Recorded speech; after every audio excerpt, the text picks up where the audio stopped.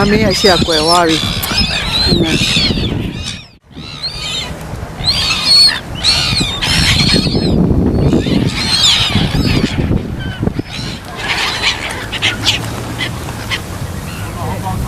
Hey, chua lại đi.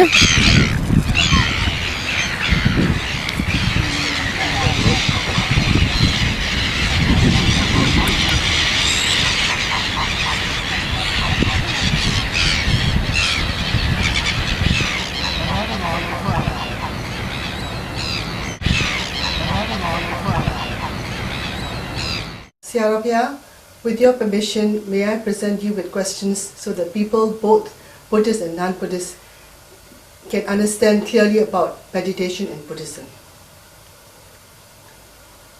What are the differences in merits achieved by performing dana, donation, thila, moral conduct, and bhavana meditation? There are three kinds of meritorious deeds. One is a dana, donation or charity, sila, moral conduct or morality, and bhavana, meditation. Dana, if you perform a dana, meritorious deed, giving something to anyone, to the Buddha or the Sangha or any other one who needs it, that's a dana. It's called dana, donation or charity. Everything has a reaction. Action and reactions are natural law of the world. So if you give it to someone, the reaction is getting something from him or any other person. So because you perform the merit of giving something to the other persons, you'll get something, so you'll be wealthy. That is the result of the dana. Sila is moral conduct. For sila, moral conduct, the Buddha teaches us to observe the 5 precepts, 8 precepts, 9 precepts, 10 precepts, and 227 rules of Patimokkha precepts for the monks. Out of those precepts, at least if you can observe the 5 precepts, your deed and speech are purified. Because when you observe the 5 precepts, you have to abstain from killing. Then, by the first precept of abstention from killing,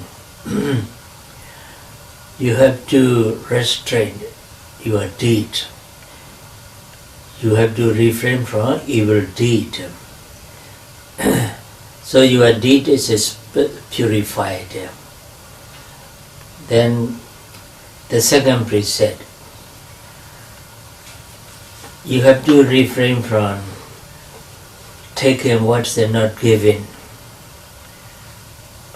Because you have to refrain from taking what they're not giving, then you have to restrain your deed. You refrain from evil deeds. Then here also the second precept enable you to purify your deed. Then the third one, you have to refrain from sexual misconduct. Here also you have to restrain your deed. You refrain from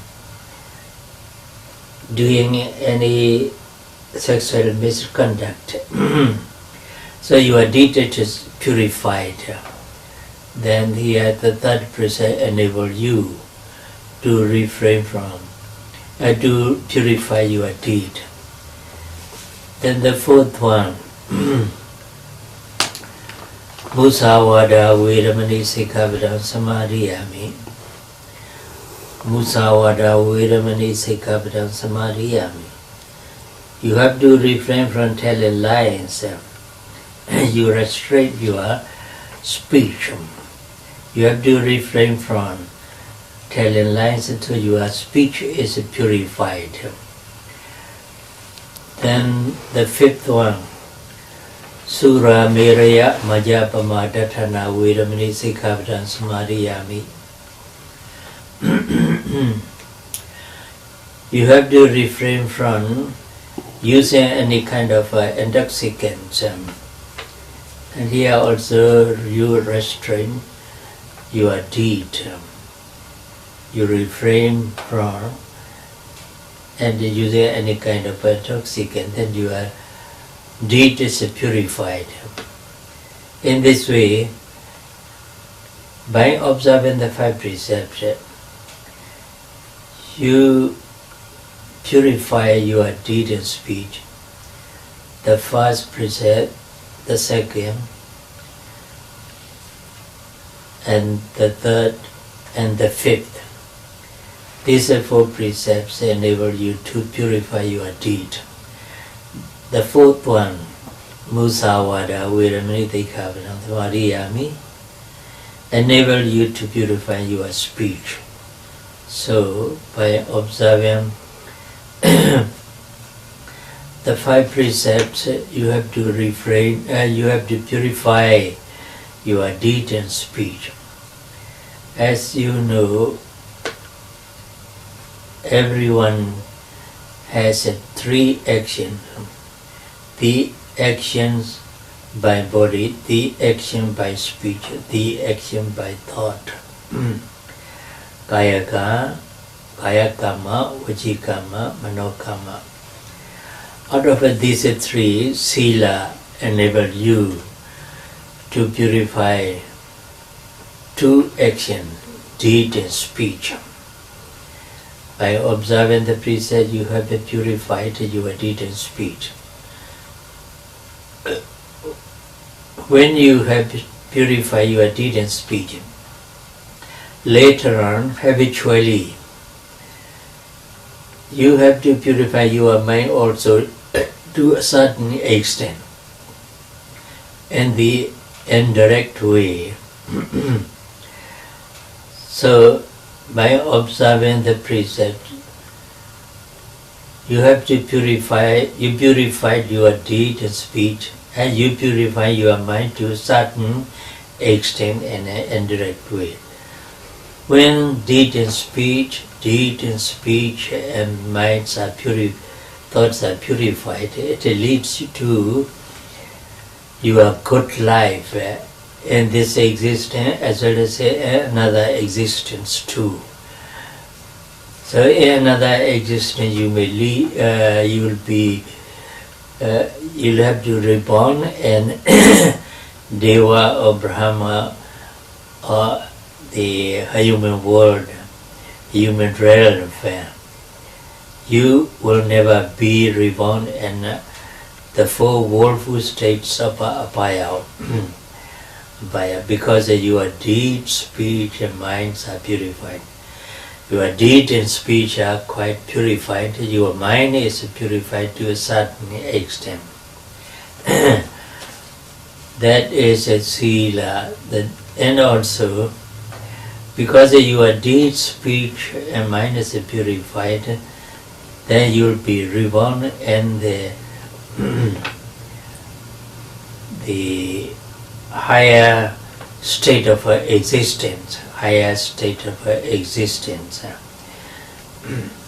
That's the result of the sila. And also, sila, morality, moral conduct, is the basic requirement for meditation. It's indispensable for a meditator to observe the precepts so that his deed and speech is already purified before you start your meditation. When deed and speech are purified, it's called Sila Visuddhi. Sila Visuddhi means the purification of a moral conduct, purification of morality. Based on Sila Visuddhi, purification of a morality, if you practice meditation, you are able to concentrate your mind well on the object of meditation. You can attain deep concentration of a mind because your deed and speech are purified. You feel clear conscience, you feel happy, rapture for your purified deed and speech. That's why you are able to concentrate your mind well on the object of meditation. Then bhavana, meditation. The purpose of a bhavana, the purpose of a meditation is to attain the cessation of all kinds of suffering. The cessation of all kinds of suffering is called nibbana. So if you practice meditation intensively with a strenuous effort, then gradually you can attain the cessation of suffering, because when you practice meditation, you have to, here we should know the two types of meditation. In Buddhism, there are two types of meditation. One is a samatha meditation, the other is a vipassana meditation. Samatha meditation is practiced to attain deep concentration of a mind, such as jhana concentration. The purpose of a vipassana meditation is practiced to attain the cessation of a suffering, nibbana. To attain the cessation of all kinds of mental, physical suffering,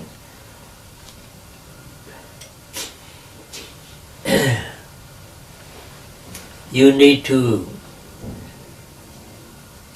uproot all mental defilement kilesas, because the kilesas, mental defilements, are the cessation, the causes of all kinds of mental and physical suffering.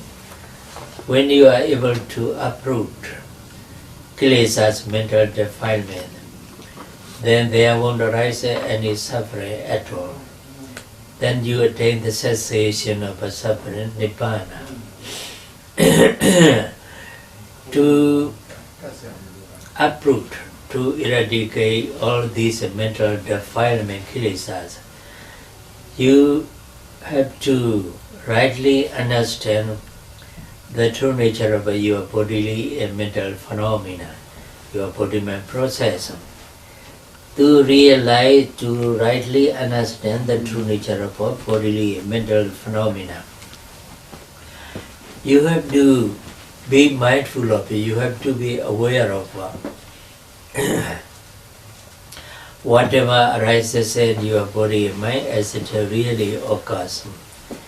In this way, when your mindfulness becomes a continuous, a constant and sustained, your concentration becomes deep enough. When the concentration is deep enough, there arises an insight, vipassana jnana, that penetrates or that rightly understands the true nature of mental and physical phenomena. Here, the true nature of mental and physical phenomena mainly is anicca, dukkha, anatta, impermanence, suffering or unsatisfactoriness, and the impersonal nature of mental and physical phenomena. When you rightly understand all mental and physical phenomena are natural process of mentality and physicality which are arising and passing away one after another, then you don't take this dual process of mental and physical phenomena to be me or mine, a person or a being, a self or a soul. In this way you come to uproot the idea of a person, a being, regarding this mental and physical phenomena.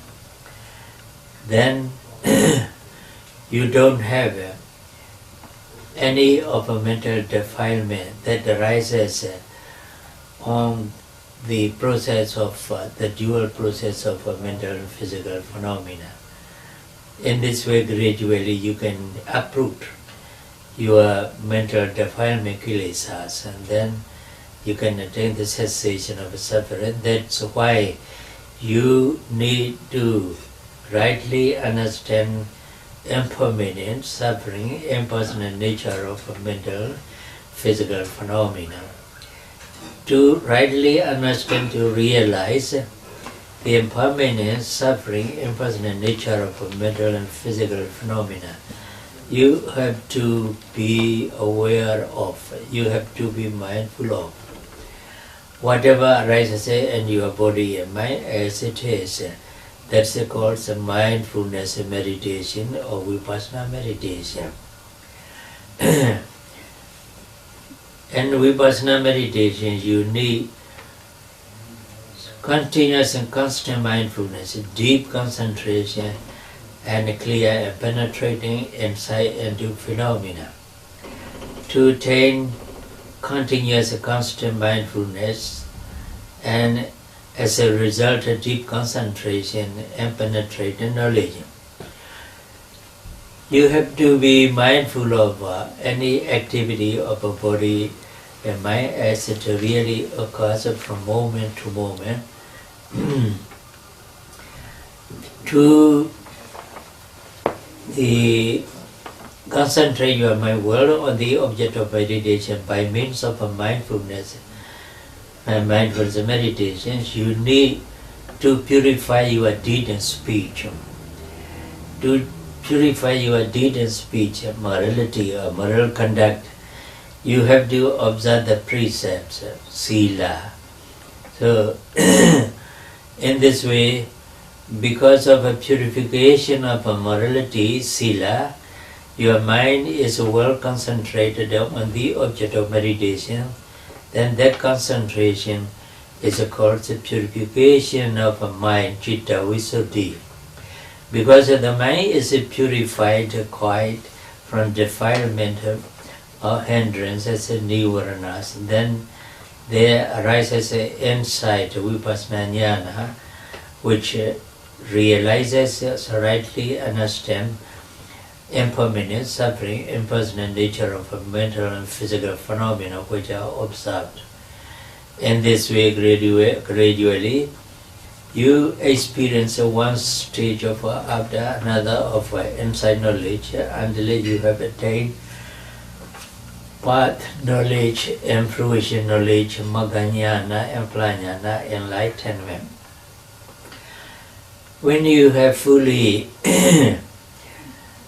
attained the final stages of enlightenment, arhata magga, then that path knowledge of arhata magga uproot, eradicate,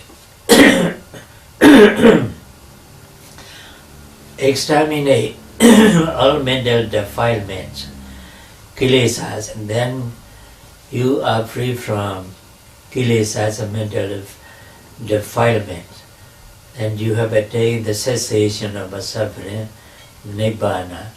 That is the goal of, or the result of the meritorious deed you performed, bhavana, vipassana meditation.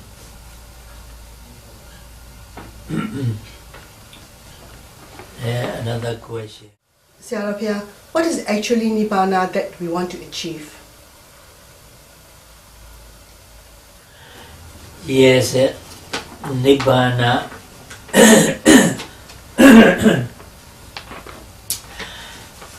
Nibbana is a common word. Ni is a vana. Ni is one word, vana is another one. Vana is a transformation of the word vana. Vana means tanha, attachment. Ni is not. So nibbana means non-attachment. Vana tanha is the lower. This tanha is the Buddha said. The truth of the cause of suffering, samudaya satya, because this vana tanha causes all kinds of suffering to arise. It's the cause of all kinds of suffering. If you are able to destroy this tanha attachment completely, then you don't have any suffering at all, because the cause tanha has been destroyed. Then the result, that mental and physical suffering do not arise. So there you see, you attain the cessation of suffering. So here nibbana means non-attachment, absence of tanha. Because the cause of suffering, tanha, has been destroyed, then you don't have the tanha, the cause of suffering. Then because there's no the cause, there's no result, suffering, mental or physical suffering. So nibbana, we can say directly, the cessation of suffering, because its cause has been destroyed. Its cause is the attachment tanha. Nibbana means the cessation of suffering. It's neither a space, neither a place or space, nor have any time. It's called free from time and space. Nibbana is the free from time and space. It's a state in which no suffering at all. So it's called the cessation of suffering. This nibbana has two stages. One is ubadisesa nibbana. The other is anubadisesa nibbana. Ubadisesa nibbana means the cessation of suffering with the remaining of khanda aggregates.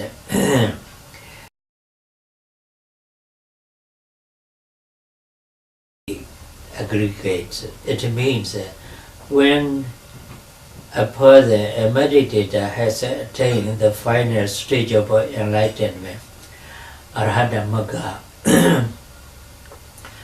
then arhata magga jnana, path, the knowledge,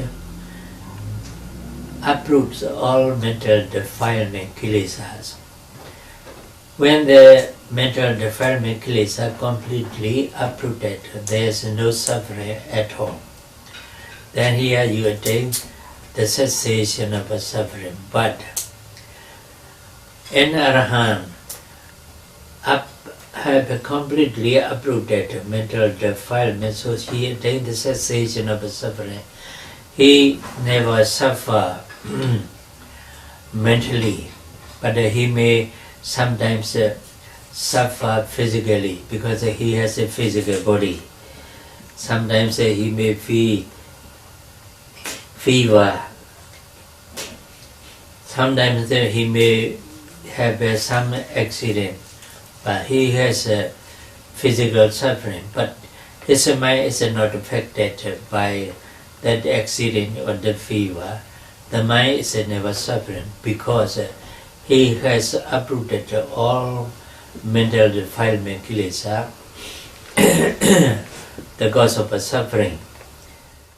So when Arahant attains the Arhata Magga Phala, then in the cessation of suffering, Nibbana, that's called Sa Ubadisesa Nibbana, because he has both mental and physical suffering remained. So it's called the cessation of kilesa. It's called also kilesa parinibbana. But when that Arahant has passed away, then all of us, mental and physical phenomena, ceases to exist. So he is not reborn again, another existing. Then here he has the cessation of all mental, physical suffering, no remainder at all.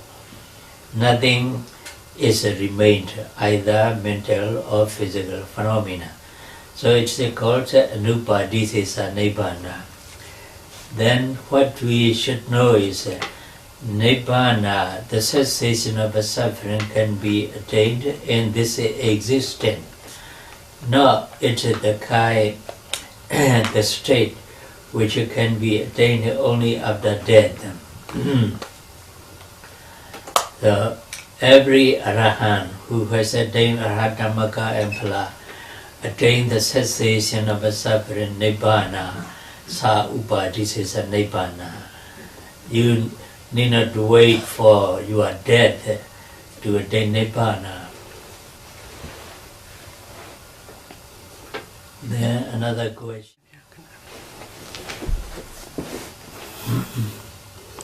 Sayadawgyi, in that way, is Nibbana meant for Buddhists only? No, Nibbana means for every living beings. Every living being, irrespective of religion, caste or nationality, can practice a meditation, mindfulness meditation. That mindfulness meditation can lead the person to the cessation of a suffering, nibbana. So nibbana is not only for Buddhists only. No, not for Buddhists only. So anyone, whether Buddhist or non-Buddhist, can meditate to understand what is meant by Nibbana? Yes. If we believe in the technique of meditation, that this meditation can lead him to the cessation of a suffering, then he can practice and he can attain Nibbana. What is the best time in our life to practice meditation? The Buddha said the first period of a life is the best thing, the best age to practice meditation. That is from, so to say, about 20 years old to 25 years. That's the first age, the first period of the age. The second period for the age is from 25 to 40.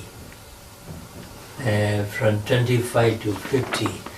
The third stage of age is from 50 to 75 or 100. So the Buddha said that the first period of the age is the best age to meditate. That's about 20 years, from 20 years old to 25 years old. But meditators experiences, through meditators' experience, we can say from 25 years to 40 years, between 25 and 40 years is the best age for meditation, I think. What if we wait until we are old and retired? Do you think it is the suitable time in our life to meditate? Yes. First of all, a person should practice meditation about 2 or 3, 1 or 2 months under the guidance of experienced meditation teacher. After that, he can meditate by himself at any place, at home, at office, at school, in the forest, any place. So we don't have to spend necessarily in the meditation center to meditate and to follow the Eight Noble Path. We can practice every day in our life. Yes. I said, first of all, a person should practice meditation under the guidance of an experienced teacher. So, in the experienced teacher, you can find him in meditation center. Without going to meditation center, you can find the experienced meditation teacher. And also, you may not have had the full time, about 1 or 2 months, except for meditation center or meditation retreat. Only in meditation center you can spend full time on meditation without any worry or any worldly affairs and so on. So you need to go to meditation center to practice at least 2 months. First of all, only after that you can practice meditation by yourself, because you know the way how to correct your practice. Then you can practice meditation by yourself at any place. But actually, in a year, you should practice at least 1 month under the guidance of an experienced teacher.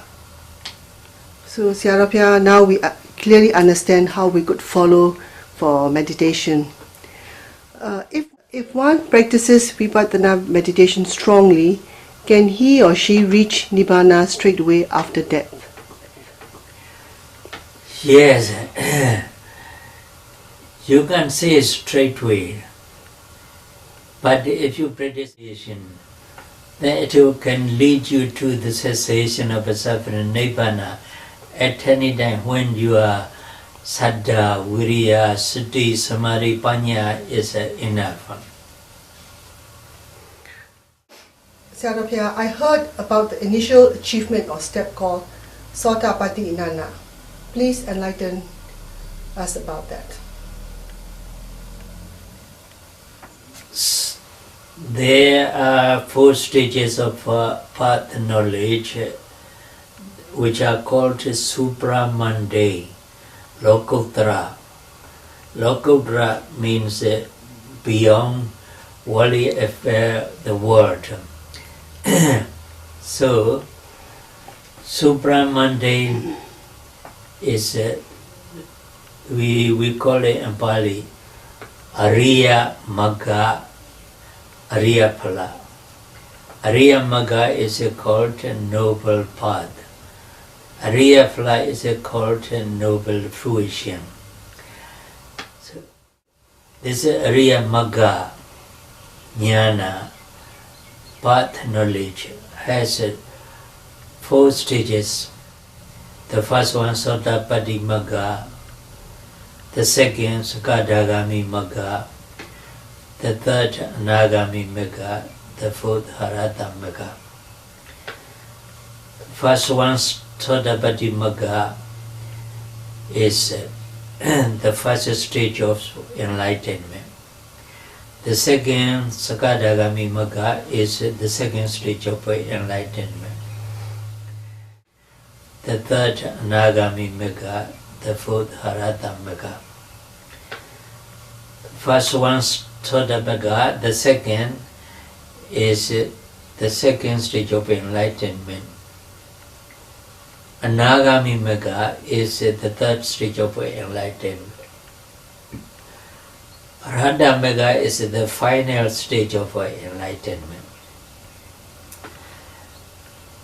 If you meditate, practice meditation, if you have enough time, enough effort, and the experienced teacher and correct method, then he can attain at least Sotapatti Magga, the first stage of enlightenment, Sotapatti Magga, path knowledge. But it depends on his accumulation of experiences in the past existence and this existence. He may attain Swadapati Magga, say about 2 months or after 2 months or 3 months meditation. Sometimes he may attain 1 week after 1 week's meditation. It depends on his accumulated experiences in the past existence by meditation. This accumulated experience of meditation is called parami. If you have no accumulated experience in meditation, then you will have to practice meditation very long time, say about 6 months, 1 year, 2 years, and 3 years. But if you have a great deal of accumulated experience of parami, then you may be able to attain the first magga, Swadapati Magga Jnana, maybe about after 20 days meditation or after 1 month's meditation, and so on. When Swadapati Magga, the first enlightenment, the first stage of enlightenment, when you have attained it, you uproot some of mental defilement. Here, the first stage of enlightenment, Swadapati Magga, uproots Ditti, Sakkaya Ditti, and Vicikiccha, Silabbata Paramasa. Sakkaya Ditti means the wrong view of a further being, itself or its soul.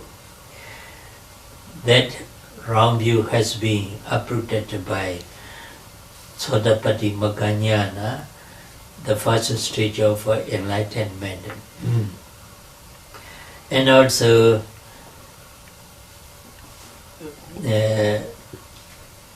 Sakkaya Ditti, Vicikiccha. Vicikiccha is a skeptical doubt about the triple gems. If you have attained Swadapati Magga Jnana, the first stage of enlightenment, then you uproot doubt about the skeptical doubt about the triple gems. Before you attain Swadapati Magga Jnana, you may have some doubt about the Buddha, about the Dharma, about the Sangha. But when you have attained Swadapati Magga Jnana, the first stage of enlightenment, you have no doubt about real Buddha, real Dharma, and real Sangha. So that doubt, Vicikiccha, has been uprooted by Swadapati Magga Jnana. And also, you have no Silabbata Pramada. Silabbata Pramada means some people believe that by saying prayer, by observing Sila, by observing Dana, by offering any candle or any food to the Buddha or the Sangha, they can attain the cessation of suffering, Nibbana. They can get rid of samsara. These are called rites and rituals. And by performing rites and ritual, one can attain Nibbana, one can get rid of samsara. If you have that idea, it's called Silabbata Paramasa Ditti, the wrong view of ritualism. Rituals. So Swadapati Magga Jnana, the first stage of enlightenment, uproot this is Silabbata Paramasa too. That is what Swadapati Magga Jnana can do. Sayadawgyi, how does meditation help us at the time of death or when one is dying? Yes, when one practices meditation, say daily or every day, or say once a week, once a week, or 1 month or 2 months a year at meditation center, and so on, then he has a habitual practice of meditation. At the time of a death, then he remember this meditation, and he is able to be mindful of what he feels at that moment. That is a mindfulness and meditation.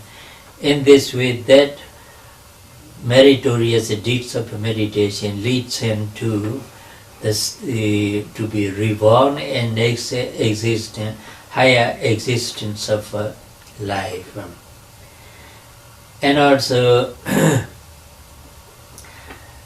if his accumulated experience enough, he may be able to attain any magga, path knowledge or fruition knowledge at the time, to the moment of a death.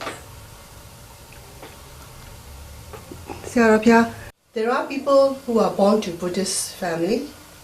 They don't actually follow Buddhism and they call themselves free thinker. What do you think about those people?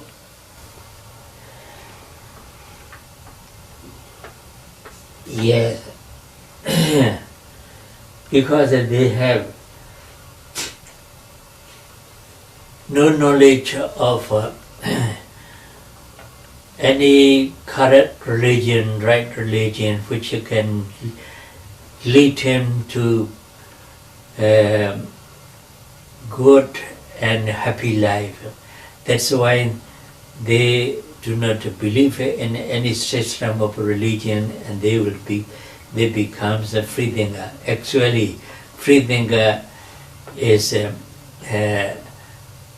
not a good person, because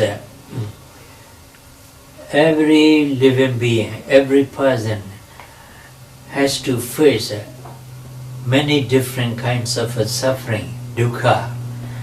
When a person has a belief in any system of a religion, especially in Buddhism, he follows the teaching of the Buddha to a certain extent. Then he can sometimes face such a suffering, such a dukkha to a certain extent. But if he is a free thinker, he has no knowledge of how to deal with this suffering. Therefore, he has to suffer it a lot. That's why I don't think free thinker is good.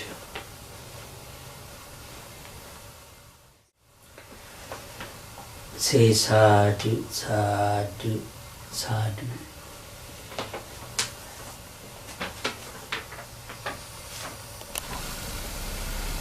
Sadhu, sadhu, sadhu. Sayadawgyi, we are greatly honored to have you with us today, and we are very grateful to you for enlightening us on meditation in Buddhism.